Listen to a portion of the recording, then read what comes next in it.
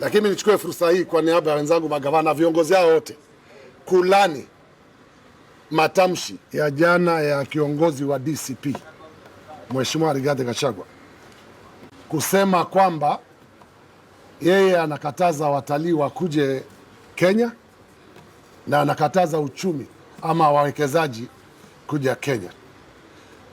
Tukisimama hapa sisi kama viongozi wa pwani tukijadiliana kwa muda ule tumekaa kwa masaa, moja ya hizo ajenda ambazo tumezigusia ni hiyo ambayo ninaongea, ambayo inatutamausha. Kwa sababu gani? Ukisema watalii wasije Kenya, wanaathiri pwani, Kwale, Taita, Mombasa, Kilifi, Tana River, Lamu, sote tunategemea utalii.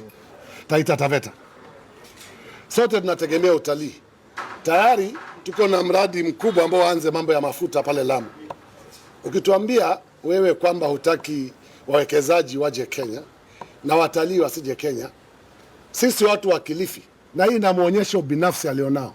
Sijamsikia kwa mtasari wake akisema kuanzia sasa kahawa isiende nje tena, chai isiende nje tena, kwa sababu chai inatoka kwao, lakini utalii usije kwa sababu unaathiri mtu wa pwani. Sisi nataka kumwambia Gachagua, kama wewe siasa yako umeibase na hiyo kupenda kwenu mpaka kahawa na chai iuzwe, lakini wapwani wasipate utalii, vijana wetu wafutwe kazi, halafu wanataka kuzunguka hii pwani, wewe tafuta biashara nyingine, kwa sababu sisi kama viongozi hataruhusu. Sisi tunategemea utalii, sisi tunategemea uchumi wa wawekezaji. Bandari ya Kenya iko hapa pwani na Lamu, Mombasa na Lamu. Ukituambia tusiweke wasipate wawekezaji, watalii wasije tena Kenya, umetupangia nini watoto wetu? Umetupangia nini uchumi wetu? Umetupangia nini? Na katika ubinafsi wako sijakusikia ukitema kwa hiyo taarifa ya mikutano yako ya kwamba chai isiuzwe tena mpaka Ruto aende, chai kahawa isiende tena mpaka Ruto aende, lakini ule uchumi ambao unatudhuru sisi wakazi wa pwani ndio wewe umewekea mkazo sana.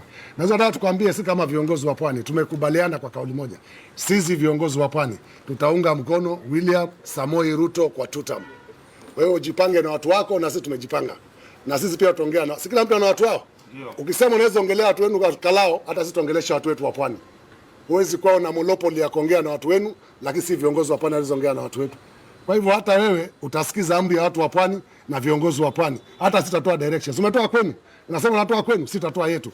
Lakini utatuharibia utalii, koma kuingilia mambo ya utalii, koma kuingilia mambo ya investment. Asanteni sana. We've always said this for the longest time ever, that the likes of Gachagua have their interests have never been with us. There was a time we were called that we were not shareholders, and now on issues that happened in a very, very isolated way, you're asking that one of the major sources of income for this particular region and for the country in general to be denied, and that is an element of tourism, is a very, very saddening. But mine is just to say a big thank you and congratulations to the members of Parliament and the senators to actually did what they did, because God knows if this is the kind of caliber of people who want to call themselves as leaders, it's pretty shameful, pretty shameful.